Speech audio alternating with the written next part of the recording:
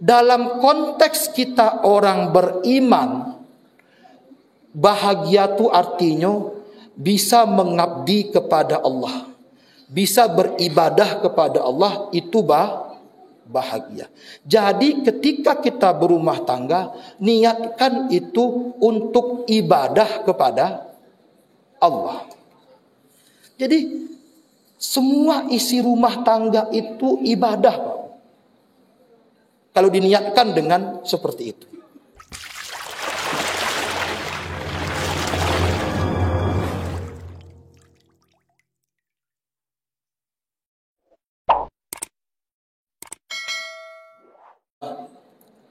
Assalatu wassalamu ala Rasulillah wa ala alihi wa sahbihi wa mawalah.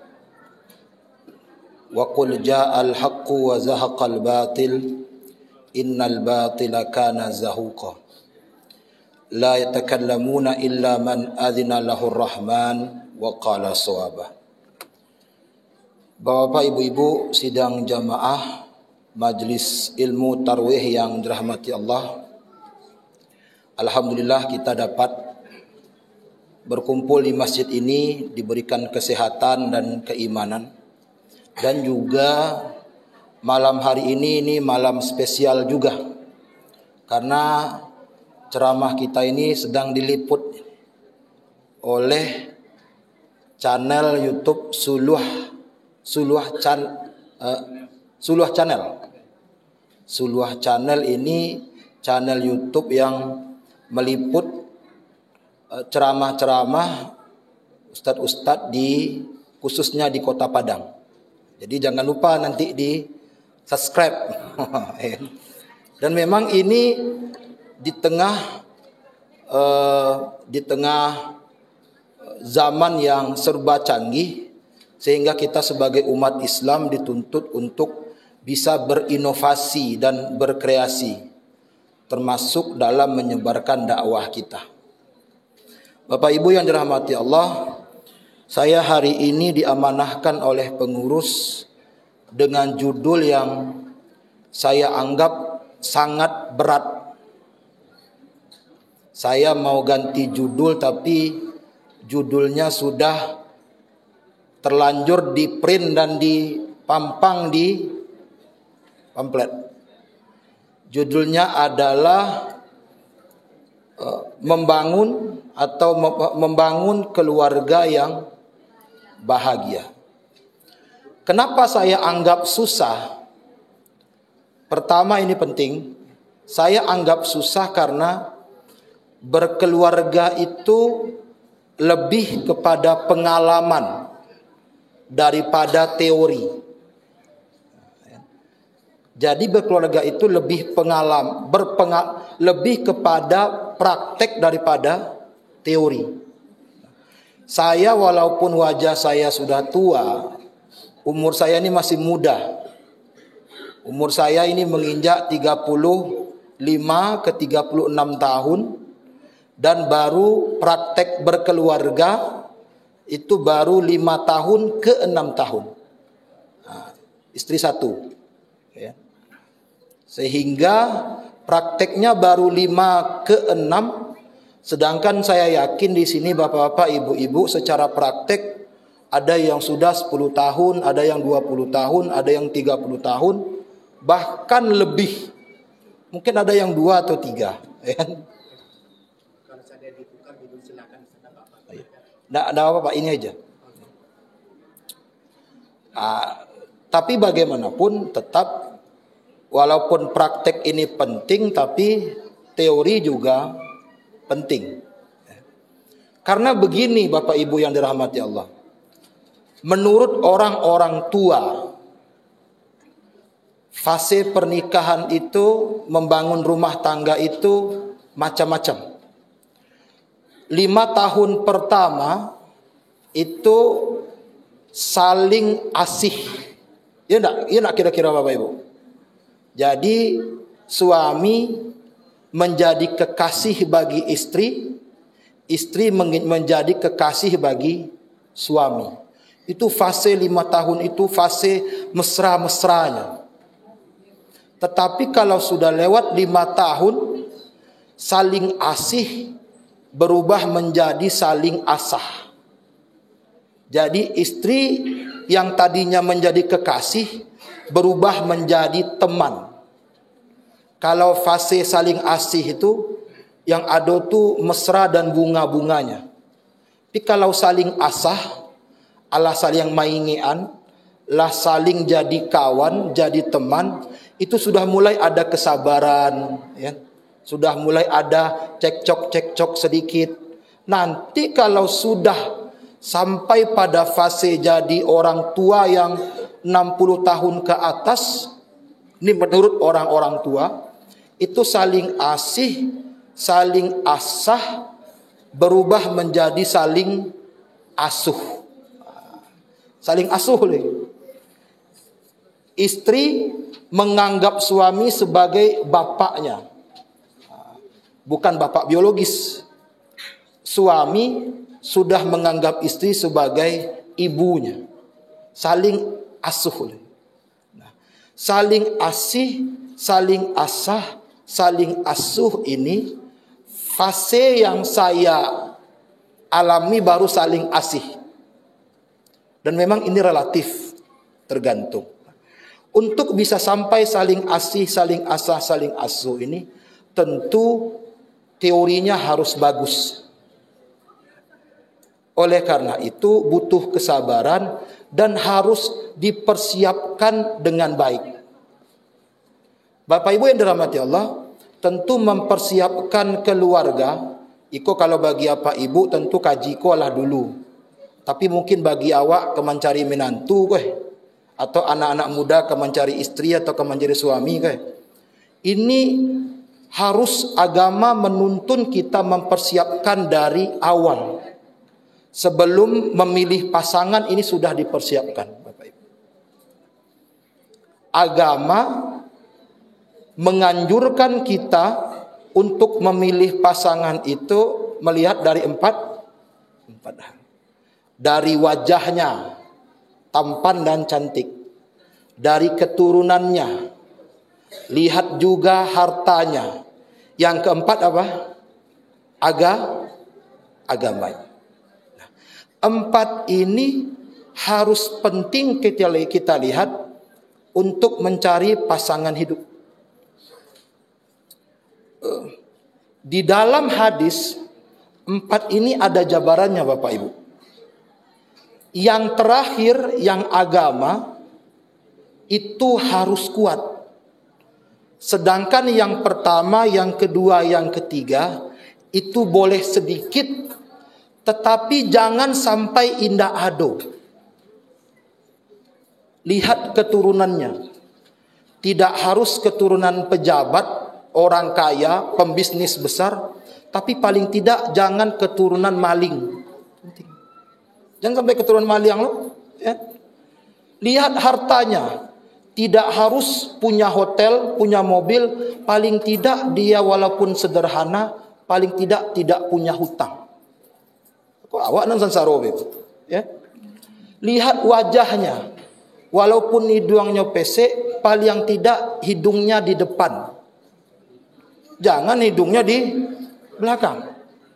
Jadi yang tiga kok walaupun indah panuh, tapi jangan sampai indah ado sama sekali. Yang ampe itu harus agamanya. Jadi Bapak Ibu berdoa, ini pesankan ke anak kita ini dan anak-anak muda yang mau nikah, berdoa minta pasangan itu yang lengkap-lengkap. Saya dulu punya kawan waktu bujang dulu, berdoa tidak lengkap. Ya Allah, saya ingin wanita solehah, berikan saya wanita solehah. Itu saya diminta. Akhirnya dijodohan di amaknya sama wanita solehah, tapi jelek.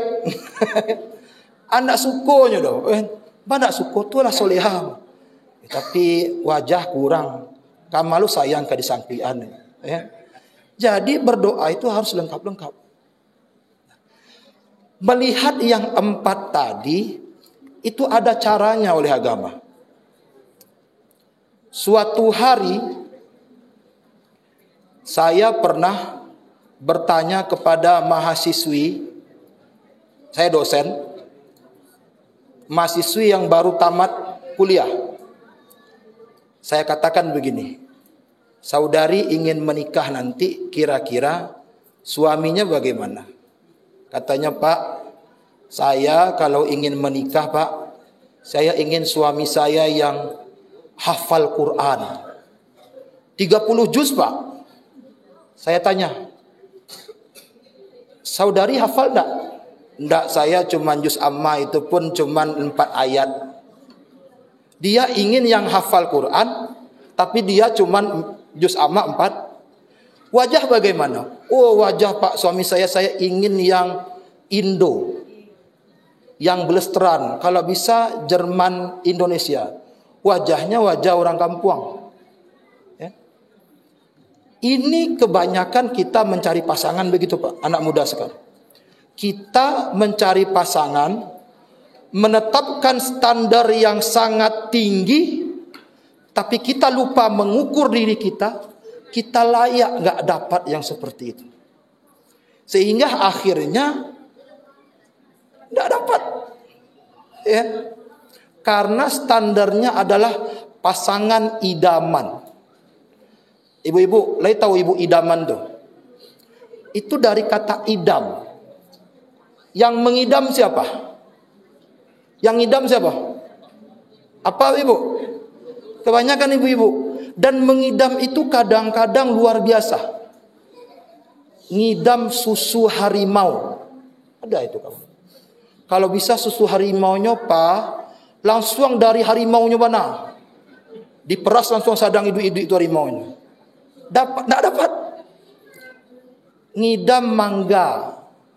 Tapi jangan mangga tapi jalan. Mangga Pak Wali Kota yang tumbuh di mungko rumahnya tuh. Ya. Ini ada teman istri saya, Pak, kemarin. Bukan istri saya. Ngidam ingin bertemu dengan mantannya dulu. Alah, akhirnya. Ya. Apa ngidam, Dek? Ingin bana basebok sama mantan dulu. Makan badu boleh apa? Iko idam kamu aja.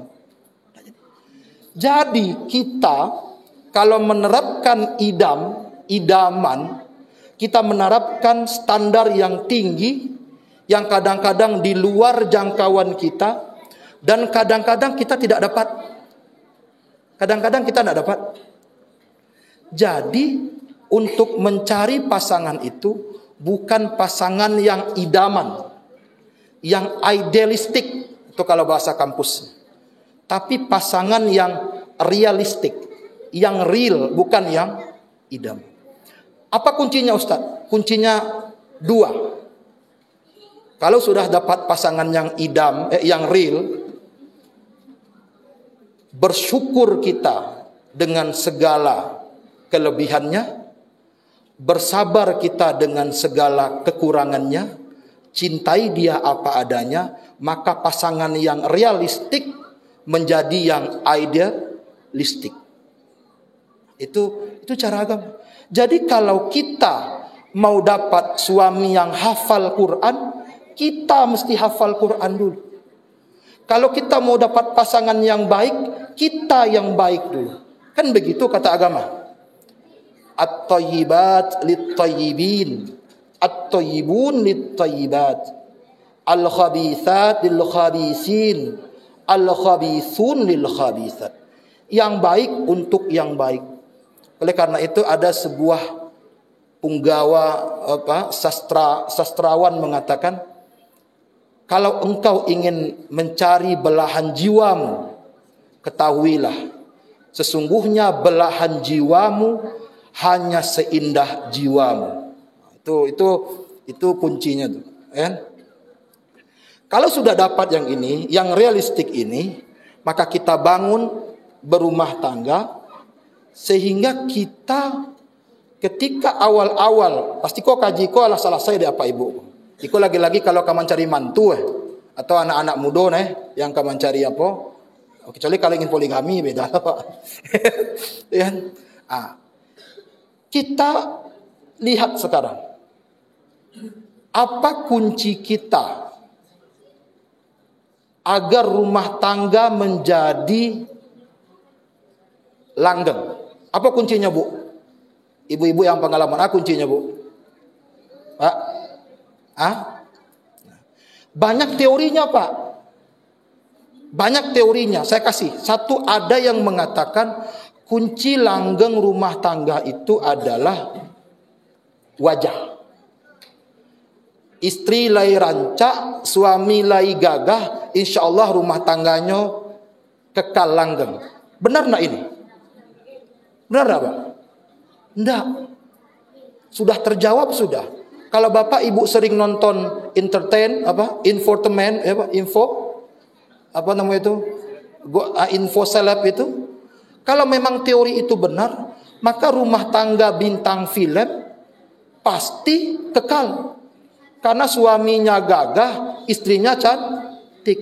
Justru rumah tangga bintang film yang gagah sama rancak itu pasangan ura-ura ungkai. Ya?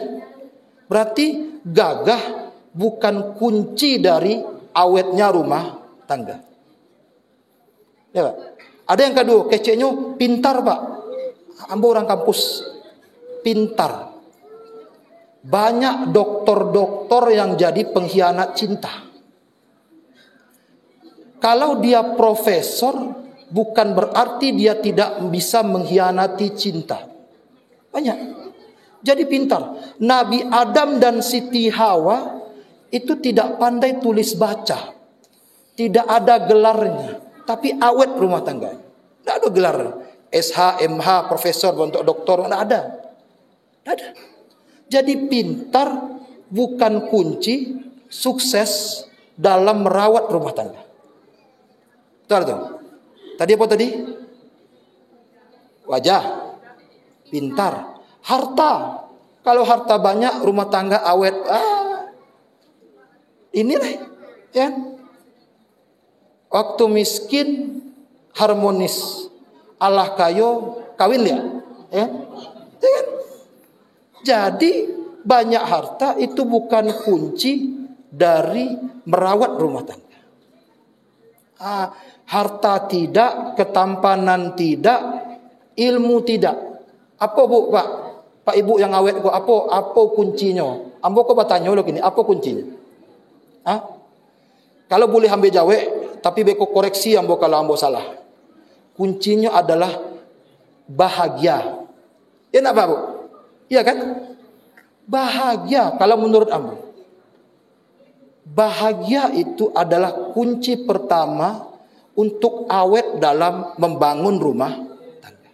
Nah, dalam konteks kita orang beriman, bahagia itu artinya bisa mengabdi kepada Allah, bisa beribadah kepada Allah, itu bahagia.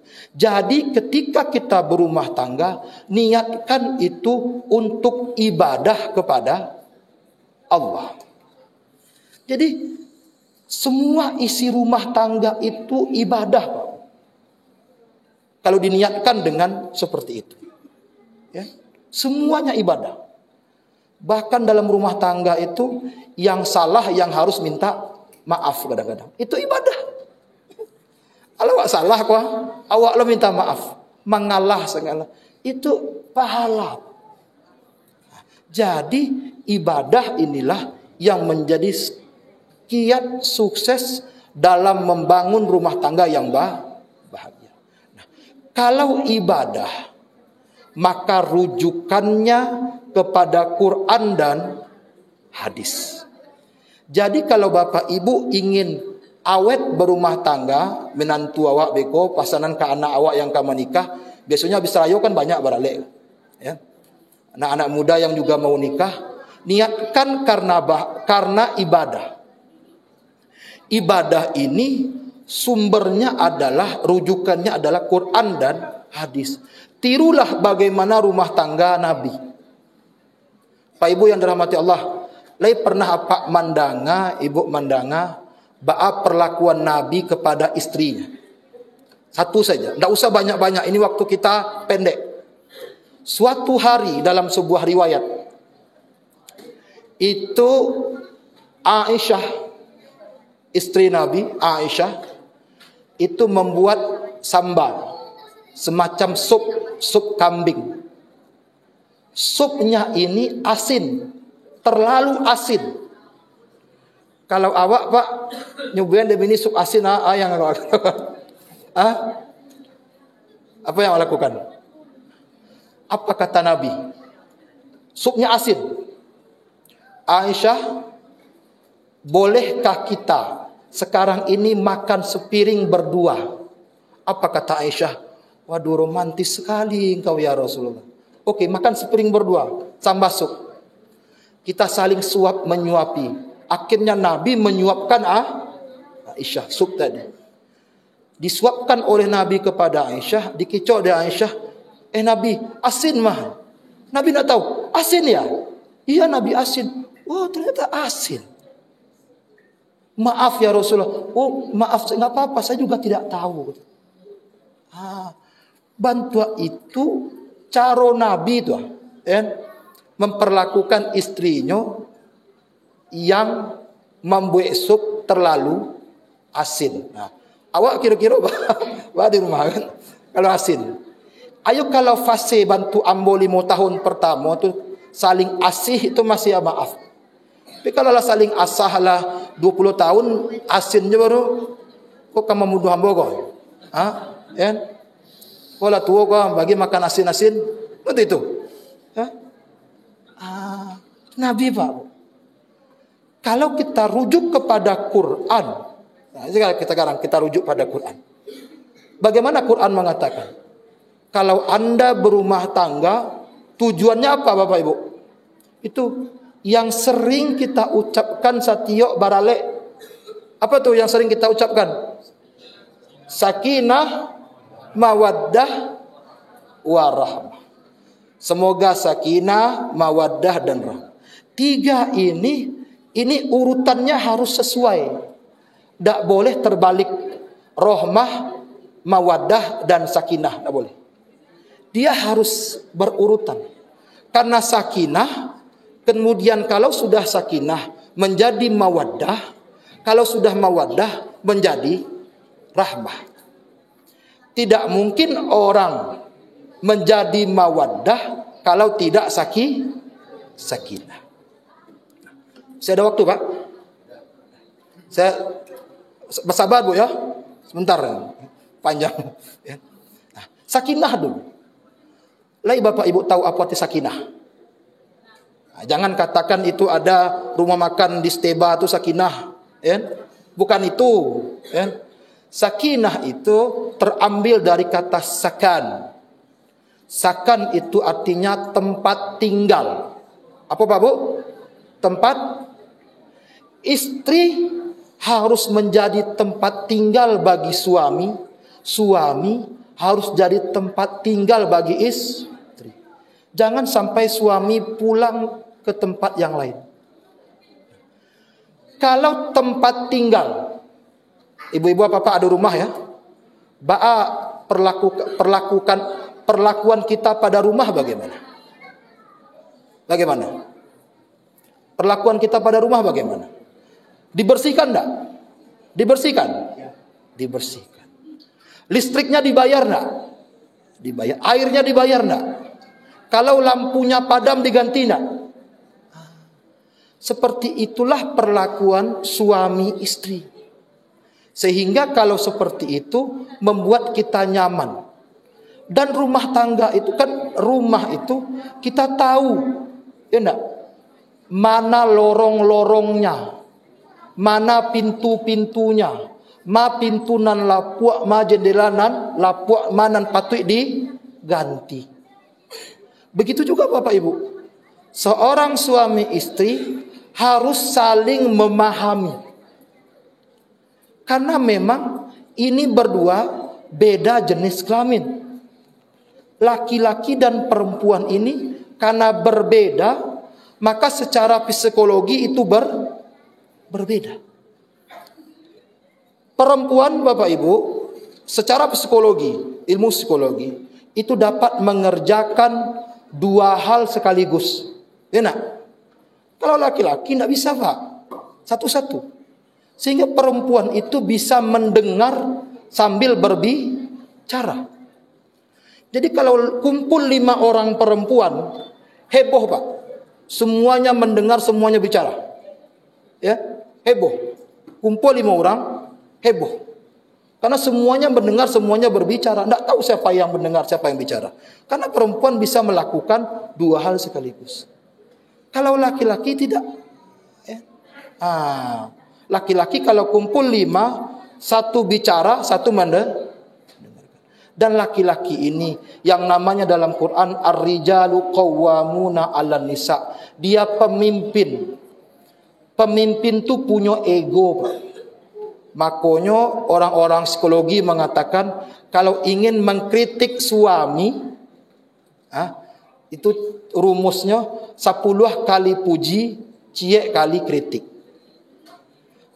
Suami wa kakan tua aco indak mandi. Baca orang mengkritiknya. Kalau langsung memakai kecian, udah ndak mandi ke kantua, marah dia. Bang, abang kok gagah, badan tinggi, duang mancuang, utak cerdas, bau to pulon deh, baju harum bang, sayang bang. Kalau lah sayang, kok langsung leh, indak mandi. Itu masuk gitu sama suami. Ini harus paham. Ya, biar apa? Patut apa yang berkecil? Kalau istri tidak, kalau perempuan juga kita harus paham bahwasanya perempuan ini caringnya tinggi, sharingnya tinggi. Ini yang belum nikah nih ingat, perempuan ini caring tinggi, sharing tinggi. Perhitungannya tinggi Pak. Saya waktu kuliah di Jakarta, sebelah kos itu ada perempuan kos 4 orang. Malam-malam kalau lapar, keluar pakai taksi 4 orang. Pergi beli KFC, pulang. Nanti di depan kos 1 orang berkata begini, kawan-kawan tadi naik taksi berapa? 100 ribu, 25 ribu serang ya. Tadi KFC berapa? 200 ribu, ya udah 50 ribu serang ya. Coba lihat laki-laki kalau pergi makan. Kalau ada laki-laki pergi makan berempat, 1 orang sudah bayar, yang 3 ini pura-pura tidak tahu. Ya. Apa kata laki-laki? Perempuan itu perhitungan, bukan perhitungan Pak. Karena Allah dalam Quran ada membuat sharingnya tinggi, hitung-hitungannya tinggi. Karena nanti perempuan yang akan tahu berapa kilo jumlah bawang di dapur. Ada ndak kutil di balik telinga anak? Suami ndak tahu. Suami kasih duit saja sudah. Ada ndak kada di katia anak? Baraon bawang putih tinggal di dapur. Perempuan hitung-hitungannya dibuat oleh Allah tinggi. Dan perempuan ini yuhibbul jamil, mencintai kebersihan dan mencintai keindahan. Sehingga istri saya itu tidak mau pergi jalan. Kenapa enggak mau pergi jalan, Dek? Karena warna sendal dan warna jilbabnya tidak sewarna. Ya, Pak. Awak yang laki-laki kok, Pak, sendal kuning, sarawa hitam, baju merah, peci coklat, lama saja jalan. Yang perempuan tak. Karena warna lipstiknya tidak sama dengan warna sarung bantalnya, kadang-kadang dia nggak mau tidur. Ya, perlentim. Karena begitu Allah membuat perempuan. Kalau tidak bisa, Bapak tidak paham dengan ini, yang terjadi adalah baju istri saya banyak, 50 misalnya. Buka lemari, ayo pergi kondangan, pusing bang, tidak ada baju yang mau dipakai gitu. Baju banyak. Kalau yang laki-laki ini Pak, latiguari ikut aja pakai lu senang saja. Itu ya. Nah ini yang harus kita lihat, perbedaan antara perempuan dan laki-laki, sehingga ketika kita membangun rumah tangga terciptalah kenyamanan, yaitu sakinah. Dari sakinah ini maka timbullah mawaddah. Apa itu mawaddah? Ini penting. Saya minta waktu 2 menit lagi lah. Mawaddah itu, adik-adik ya. Bikola jadi padusilo kalau yang ngecek tahu tuh kan. Ya. Mawaddah itu dalam Quran puncak cinta tertinggi. Itu mahasiswa saya kemarin saya bimbing bikin skripsi cinta dalam Quran.